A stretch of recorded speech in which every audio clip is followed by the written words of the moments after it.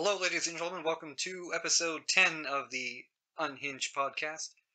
I'm yours truly, Kiriakos Vilchez. Welcome to episode 10. I'm calling this one the mega episode because it has no particular theme, rhyme, or reason. First and foremost, I'd like to wish all of you well. I hope you are all staying safe and sane during this COVID-19 pandemic. Remember, wash your hands, cover your mouth, social distance, and all that jazz. This is a very trying and troubling time for all of us. I just know that we'll get through it. Humanity has. We've gone through many crises in the past, and we'll get through this one as well. I'd like this episode to be a mixed bag of sorts. I have several talking points that I've outlined here that I'll be covering today. A lot of stuff has been going on aside from COVID-19. I want to take the time to distract you and talk about some interesting stuff that's been happening in entertainment and things that I just generally want to talk about. So welcome back. I am back after all this time with the grand, oh so grand episode 10 of Unhinged with Kiriakos Vilchez. Starting off with a short video, I will be discussing something I saw on Facebook featuring Star Wars' own Daisy Ridley. I don't know if you've noticed, but recently a lot of celebrities have taken it upon themselves to read storybooks in benefit of supporting childhood hunger.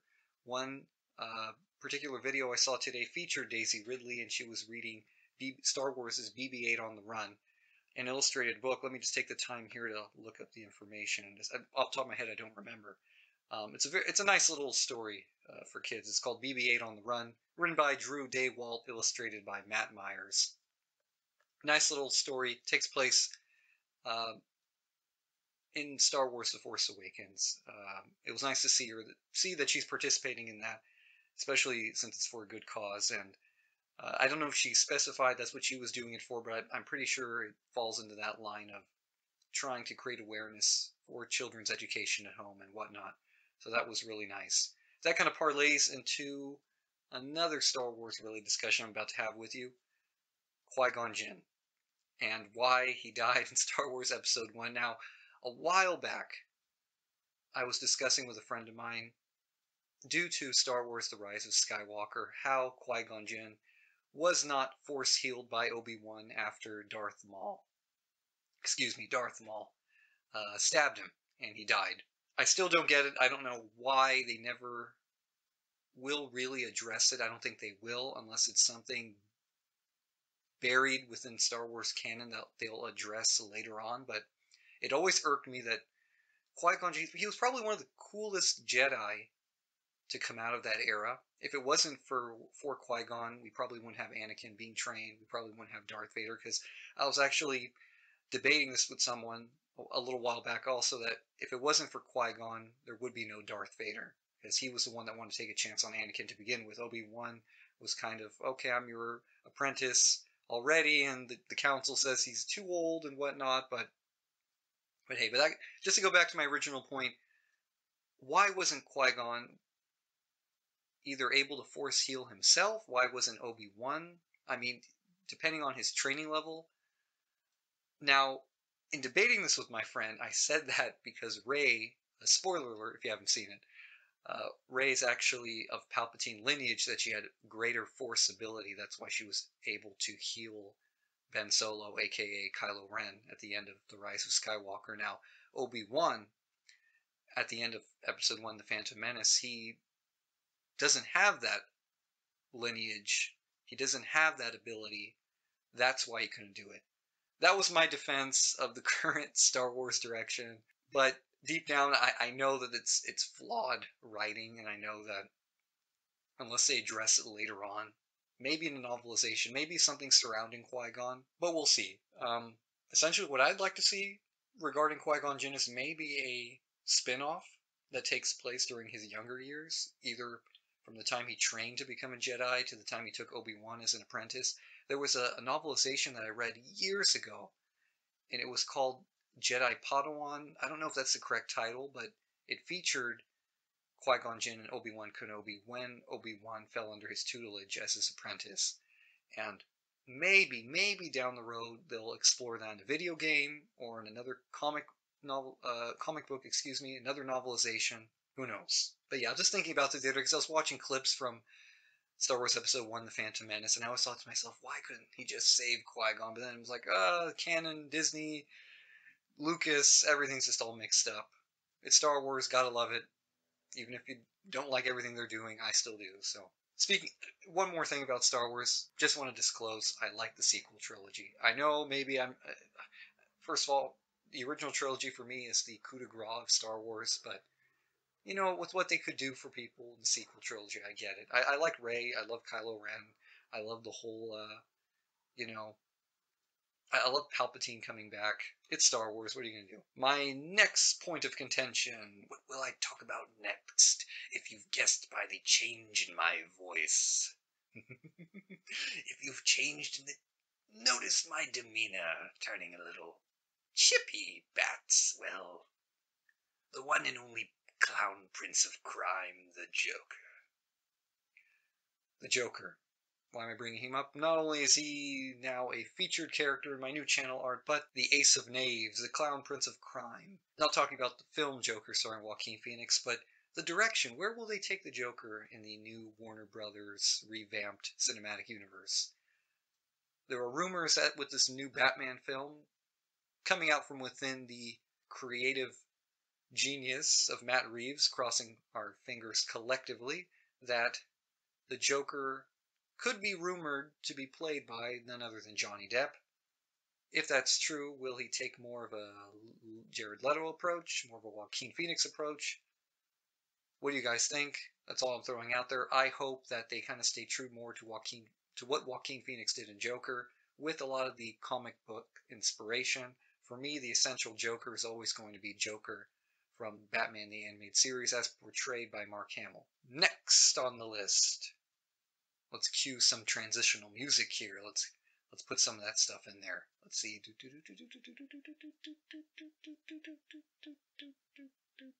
Wheel of Fortune, what did we win? WrestleMania 36. Just saw it. 2-night event. No audience. Still enjoyed it. Favorite match, Boneyard match. Undertaker, AJ Styles. Always nice to hear AJ Styles trying to put the dead man in his place, especially of what happened within recent weeks before WrestleMania, calling him a broke-down old bitch during the Boneyard match. Very interesting, more like a short film. I enjoyed it. Kind of reminded me of the Attitude Era, where they would film these short wrestler interactions outside, where it wasn't really a match. This was supposed to be quote-unquote a match, but it really was. It was more like a short horror/action movie. I liked it.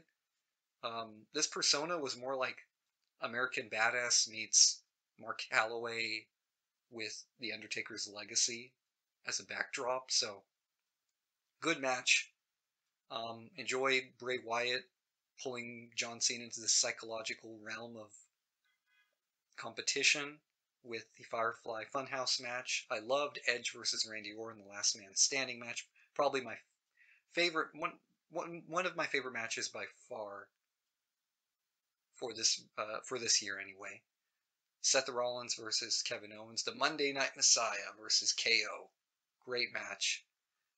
Charlotte Flair and Rhea Ripley, another great match. Just, they really brought their A game, considering what they wanted to do for us. I know that, a lot of folks say that the audience is the dynamic, the audience is what makes WWE so much fun, and I agree. But with what's going on right now, I feel like folks have to understand that these are folks that are willing to put on a show for us, willing to entertain us, willing to perform, and we have to appreciate that.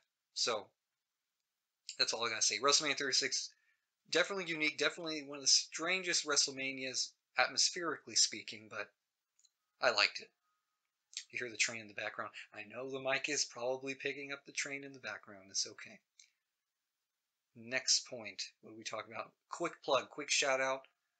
I don't know if you guys have heard of this podcast, Somewhere in the Skies with Ryan Sprigg. Ryan, I just want to say, if you ever get the chance to hear my podcast, to hear what I have to say, you have a fantastic podcast, sir. I'm recommending it to anybody interested in ufology, in aliens, extraterrestrials, what have you. You've covered some amazing subjects. Area 51, Roswell, Skinwalker Ranch. Every time you upload a new episode, whether it's on Spotify, here on YouTube, Always enjoy the heck out of it. A lot of fun. And if any of you folks at home are interested in Little Green Men, Martians, what goes on at Area 51, what goes on in the bowels of the mysterious desert base, miles away from civilization, check his podcast out. It's really fun. He brings on some great characters within the UFO world, whether it's authors, ufologists, people in academia. He brings everyone on there. And it's very intriguing to hear what people have to say regarding the subject. And God, if you look at the statistic of how many people believe in UFOs, believe in aliens, it's wow. It's amazing. I think it's up there with ghosts. I mean, I'm one of them, so if you like that stuff, check out his podcast. It's a lot of fun. Next thing, I don't know if you guys have heard about this little known Netflix documentary called Tiger King. I'm not going to promote that show beyond what I'm going to say about it right here. And it's not even a promotion. It's more like at your discretion.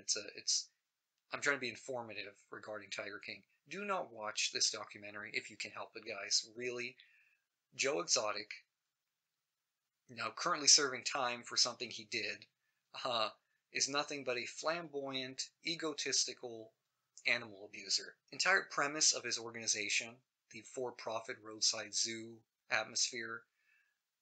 I'm not saying that there weren't people that worked there that genuinely cared about the animals, but the way you are supposed to treat wild animals if they are in captivity is if they are in an institution, working within an organization that is AZA accredited or is a non-profit wildlife sanctuary, where there is enrichment, where there's dietary knowledge, where there is adequate training. Now, not training where you're having them take pictures with little kids as cubs, or you're charging ridiculous fees for folks to spend time swimming with them, like Doc Antle at his Myrtle Beach safari joint. No, I'm talking about wildlife conservation education. Many zoos, many places that want to be fully accredited, fully recognized by the biological community, the scientific community, zoology in general, they need to follow these guidelines to be held to a standard, to be held accountable. Joe Exotic and all these yahoos that do this, they're nothing but exotic animal breeders and traders, and the animals aren't treated well. And my heart goes out to, and I'm speaking on behalf of the tigers that are featured. They're like the unfortunate backdrop to his wacky story and all the idiocy that comes out of that documentary. I refuse to watch it. I will never watch it. Any information I obtain about it's because I already know something regarding him or some of the other idiots that are featured in that, or I've read news articles related to Tiger King. Personally, I'm not going to see it. I'm a bio major with my heart in going into zoology myself, so I can't stomach it. So that's all I'm going to say about that. What's next? What are we going to talk about next here, folks? First of all, again, I hope everyone's doing all right. If you want to take the time, let me know what you're doing at home to keep yourself sane.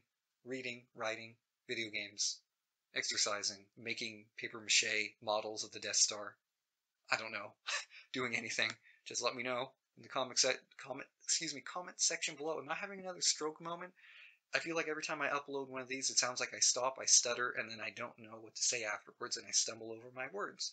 And then I start rambling, and I start raving, and then I sound like an insane madman. But I digress. Supergirl, of course, I wasn't going to leave the Girl of Steel out. Miss Kara Zor-El, Miss Kara Danvers.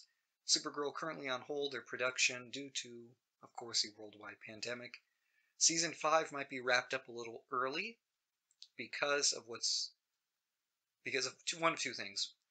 They had to stop in the middle of filming the last few episodes, and also Melissa Benoist is pregnant. Congratulations, Melissa Benoist. So she'll have to take some time for herself to take proper care of herself as season 6 rolls into production sometime later this year. I don't know exactly when they'll start doing that, but they need to accommodate her, obviously, and Chris Wood, and their little family now. So best of luck to them, and as a big fan of the show, whatever they do, I completely support them and the cast. They've done a fantastic job keeping the show going up until this point, so the least we can do is give them some time and patience that they'll finish out season 5, deliver season 6 eventually. So Dracula, you see him, you notice him in the thumbnail. Why did I put Dracula in there? There's a lot of buzz surrounding Universal Studios and what they're doing with their Universal monsters and their properties, characters, what have you. I recently saw The Invisible Man, the modern-day retelling of that classic Universal villain. There is a rumor that James Wan, if the opportunity presents itself, wants to take the helm of directing the new Dracula under this Dark Universe reboot film.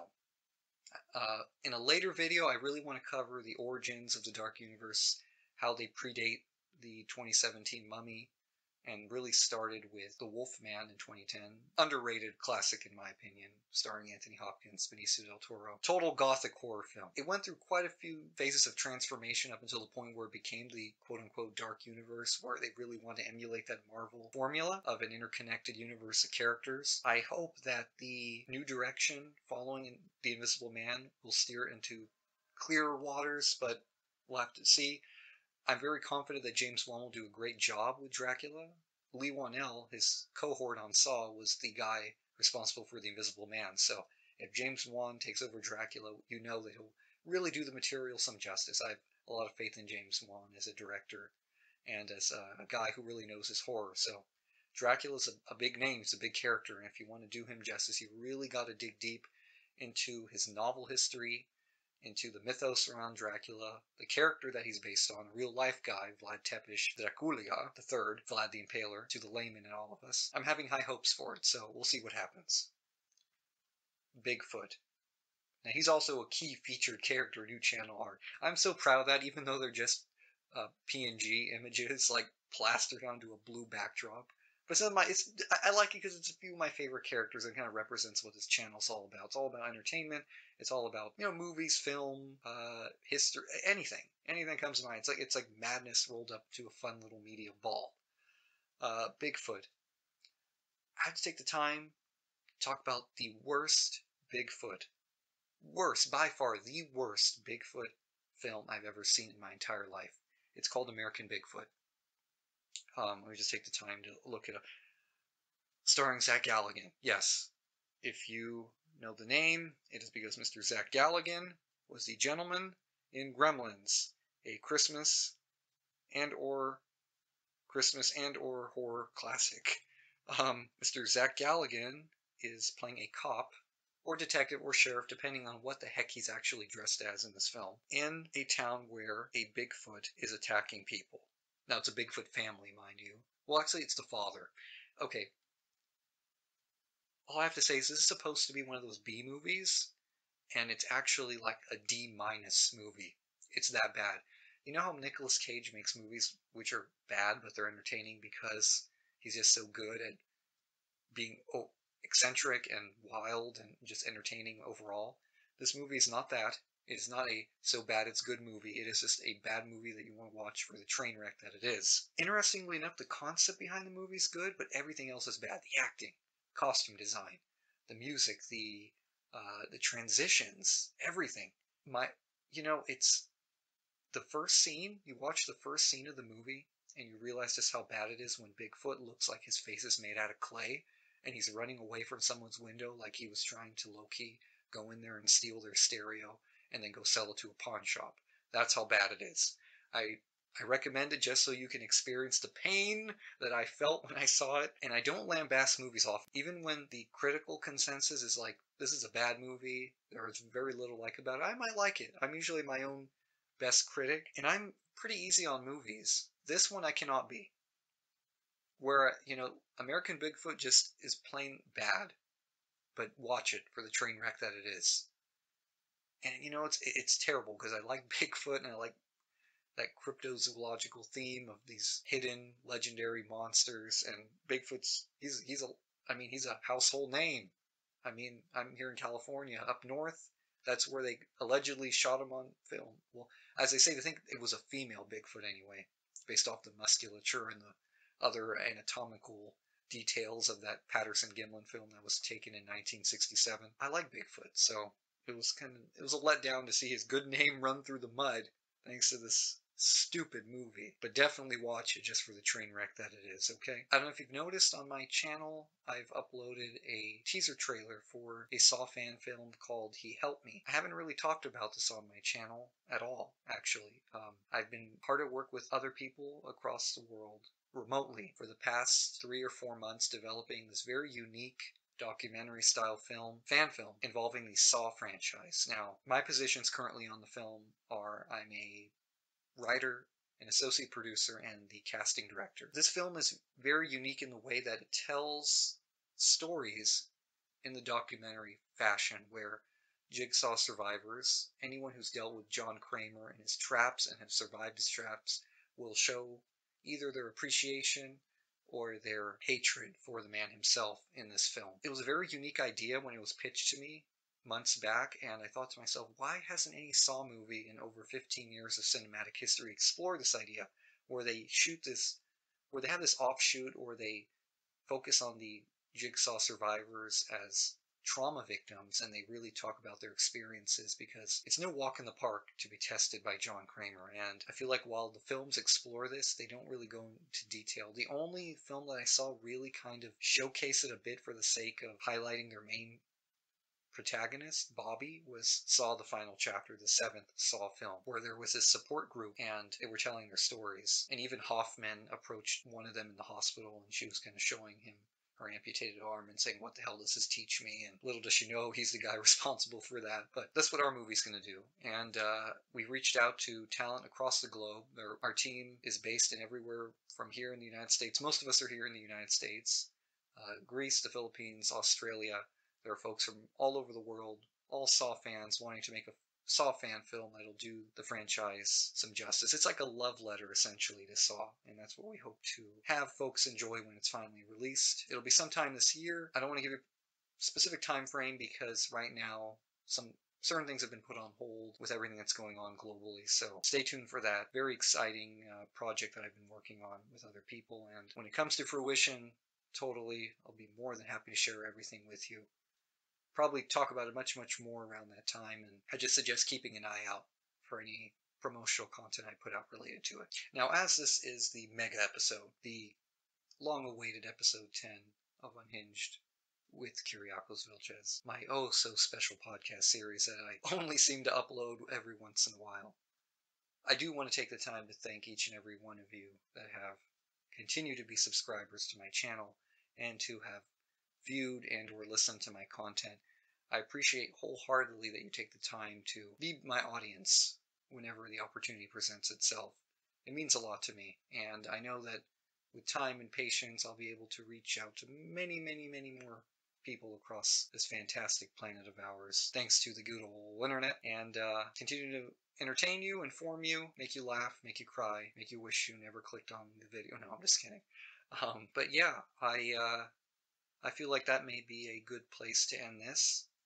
I don't want to drone on too long because that may be boring and cheesy, and also because I've run out of things to talk about at the moment. When I get a chance, I will start to narrate a few short horror stories that I've been writing. I've been taking the time to kind of focus on my literary projects and hopefully put them into an audio story format. I'm going to call out the elephant in the room. It's very difficult to have any of your work done through some of the creepypasta narrators. I'm not going to call out individuals because they all do a fantastic job in what they do, but I write my own stuff, and I always feel like it leaves me with a bit of creative integrity when I can narrate my own stories, but I don't necessarily have the time or the proper setup to do it as much as I'd like to. But I promise you guys, as soon as I can, I will start to put out some story narrations, whether it be older stories that I haven't focused on my channel or newer stories that I've just written. I'll do my best to bring that content to you, and it'll be a lot of fun, and it'll be spooky, hopefully. And you'll enjoy them. And again, I apologize for the ambient noise around me. No, this is not an ASMR podcast where I whisper into the microphone and you hear random noises and it happens to put you to sleep like I'm the Sandman himself. No, it is not one of those videos. Thank you so very much for joining me here on Unhinged with Kiriakos Vilchez. Did I just mess up on saying my own name? Wow, I've really hit rock bottom. Thank you for joining me here on Unhinged with Kiriakos Vilchez. I am yours truly. Make sure to like, comment, and or subscribe to my channel if you haven't already. Much love, much appreciation, And as always, thank you for joining me here on Unhinged. Release the hound.